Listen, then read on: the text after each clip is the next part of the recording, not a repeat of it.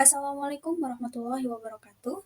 Perkenalkan, kami dari kelompok 7 akan mempresentasikan hasil diskusi kelompok kami, yaitu terkait aplikasi persamaan diferensial orde 2 dalam mekanika. Kami mengambil contoh pada bandul sederhana.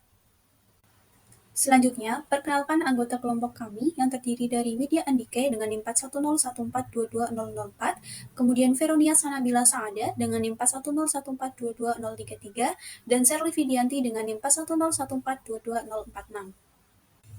Kemudian langsung saja pada pembahasan diskusi kelompok kami, yaitu mengenai bandul sederhana. Sebuah bandul sederhana didefinisikan sebagai sebuah partikel dengan massa M yang digantungkan dari titik O oleh tali yang panjangnya L dan massanya diabaikan. Jika partikel ditarik ke samping ke posisi B, sehingga tali membuat sudut θ dengan garis vertikal OC, kemudian partikel dilepas, maka partikel akan berisolasi antara B dan posisi simetrik B aksen. Partikel bergerak sepanjang busur sebuah lingkaran yang berjari-jari L sama dengan OA. Gaya-gaya yang bekerja pada partikel adalah gaya berat mg dan tegangan T sepanjang tali.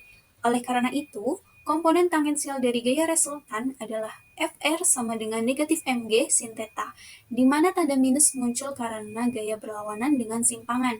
Karena partikel bergerak sepanjang lingkaran berjari-jari L, maka jarak yang ditempuh bandul adalah S sama dengan L θ, sehingga kecepatan bandul adalah V sama dengan L d θ per dt, dan percepatan tangensial bandul yaitu A sama dengan L dV per dt, sama dengan L d kuadrat θ per dt kuadrat.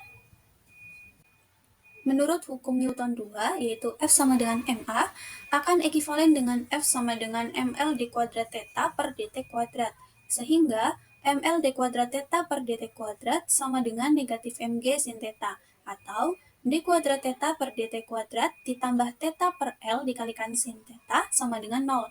Jika sudut θ cukup kecil, maka amplitudenya juga kecil. Jadi, persamaan untuk gerak bandul itu adalah d kuadrat θ per dt kuadrat ditambah g per L dikalikan θ sama dengan 0. Kita misalkan ini adalah persamaan 1.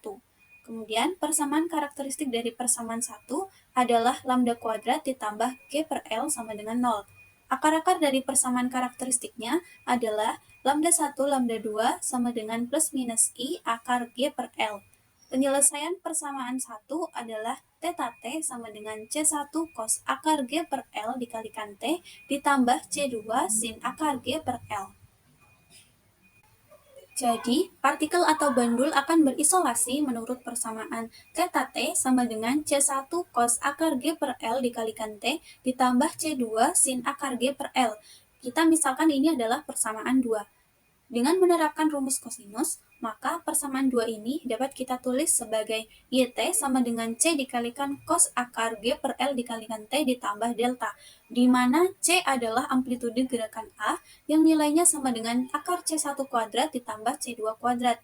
Kemudian, tangan delta sama dengan C2 per C1.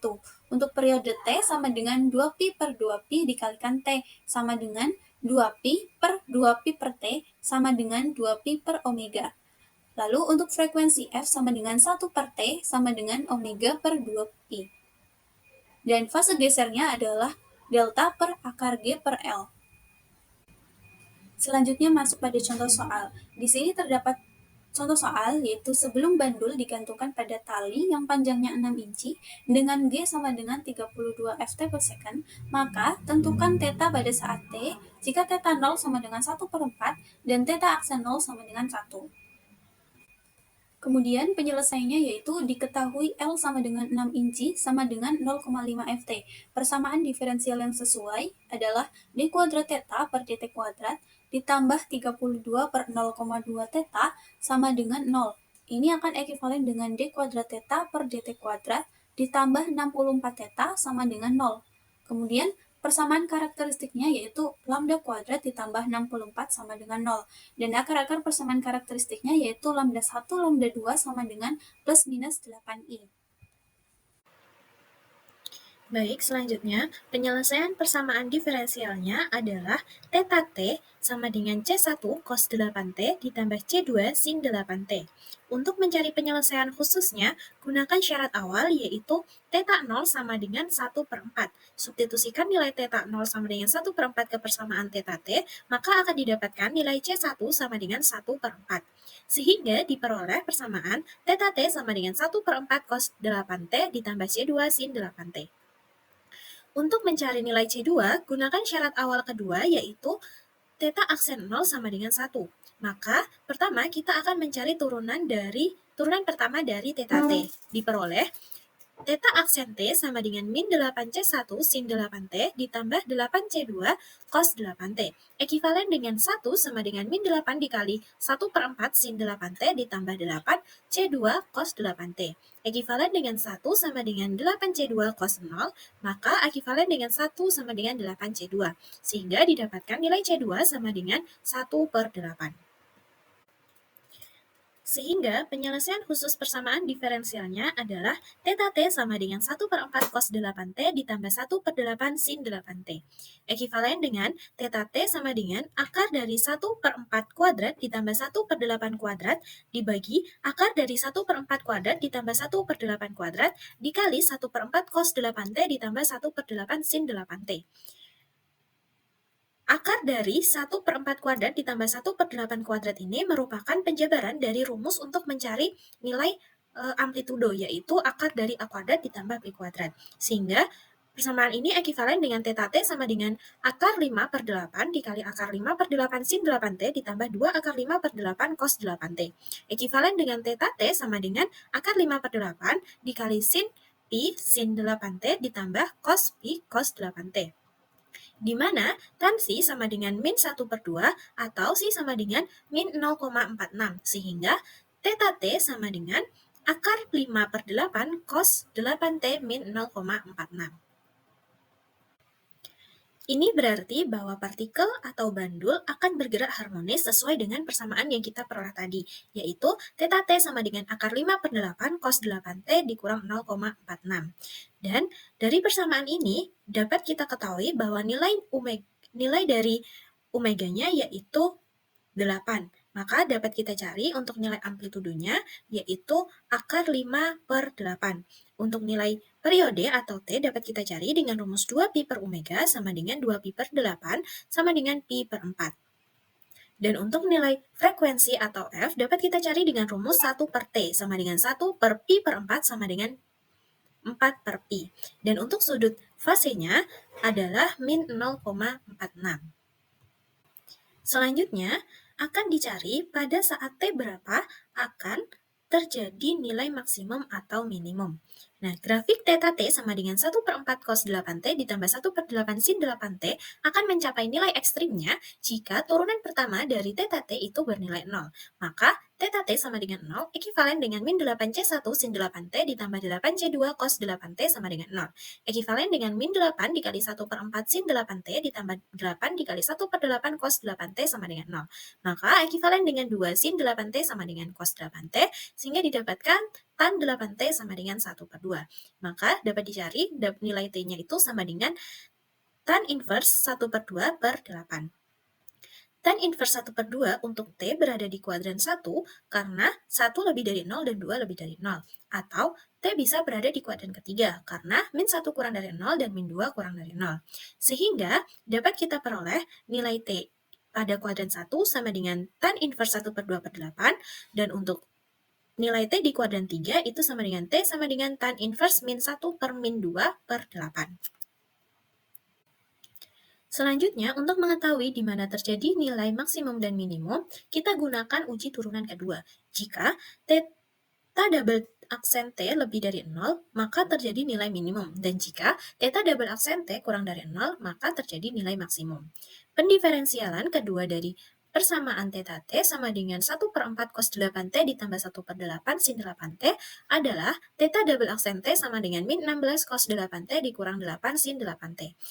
Kita substitusikan nilai T sama dengan tan inverse 1/2/8 ke dalam persamaan theta double aksen T sama dengan min 16 cos 8T min 8 sin 8T. Maka diperoleh theta double aksen tan inverse 1/2/8 sama dengan min 16 cos 8 dikali tan inverse 1/2/8 dikurang 8 sin 8 dikali tan inverse 1/2/8.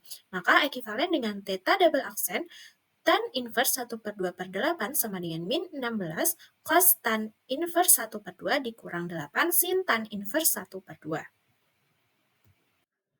Ekuivalen dengan theta double aksen tan inverse setengah per 8 sama dengan negatif 16 dikali 2 per akar 5 dikurangi 8 kali 1 per akar 5 ekuivalen dengan theta double aksen tan inverse setengah per 8 sama dengan negatif 32 per 5 akar 5 dikurangi 8 per akar 5 akar 5 ekuivalen dengan theta double aksen tan inverse setengah per 8 sama dengan negatif 8 akar 5.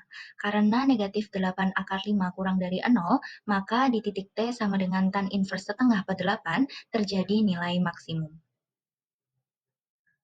Selanjutnya, substitusikan T sama dengan tan inverse negatif 1 per negatif 2 per 8 ke dalam persamaan theta double aksen T sama dengan negatif 16 cos 8T dikurangi 8 sin 8T.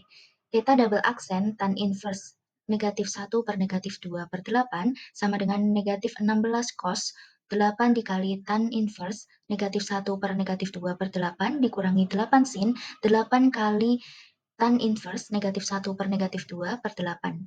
Ekuivalen dengan theta double aksen tan inverse negatif 1 per negatif 2 per 8 sama dengan negatif 16 cos tan inverse negatif 1 per negatif 2 dikurangi 8 sin tan inverse negatif 1 per negatif 2. Ekuivalen dengan theta double aksen tan inverse negatif 1 per negatif 2 per 8 sama dengan negatif 16 dikali negatif 2 per akar 5 dikurangi 8 dikali negatif 1 per akar 5.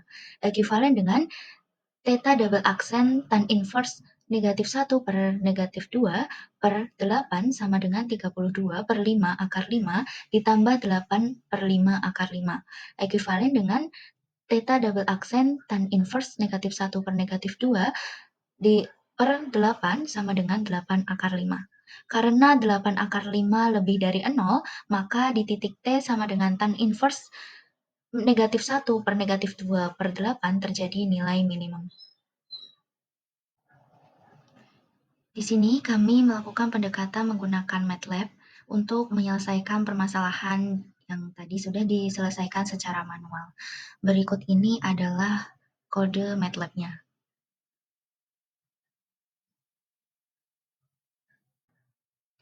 Berikut adalah grafik yang terbentuk dari kode MATLAB tadi. Grafik menunjukkan hubungan antara waktu pada sumbu horizontal dan radian pada sumbu vertikal.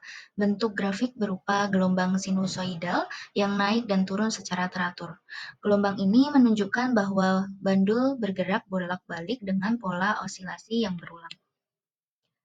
Jika grafik berada di atas sumbu X, bandul berada di sisi kanan dari posisi setimbang. Ketika grafik berada di bawah sumbu X, bandul berada di sisi kiri dari posisi setimbang. Puncak gelombang menunjukkan titik paling jauh dari posisi setimbang. Persimpangan dengan sumbu menunjukkan saat bandul melewati posisi setimbang dengan kecepatan maksimum. Grafik ini adalah representasi visual dari gerak osilasi bandul dalam waktu 10 detik. Pola sinusoidal yang teratur menunjukkan gerak periodik tanpa redaman, di mana energi sistem tetap atau konstan. Kesimpulannya yaitu persamaan diferensial orde 2 sangat bermanfaat untuk memodelkan gerak mekanis seperti gerak bandul sederhana. Dengan menggunakan persamaan ini, pola gerak bandul dapat dianalisis melalui grafik dan fungsi matematis yang menunjukkan hubungan antara waktu dan posisi. Bandul sederhana menjadi contoh nyata untuk memahami osilasi dalam kehidupan sehari-hari dan analisisnya membantu memprediksi gerak berdasarkan parameter awal. Studi ini relevan dalam berbagai bidang seperti fisika dan teknik karena memberikan pemahaman dasar tentang sistem dinamis. Baik, cukup sekian dari kami. Kurang lebihnya kami mohon maaf. Terima kasih. Wassalamualaikum warahmatullahi wabarakatuh.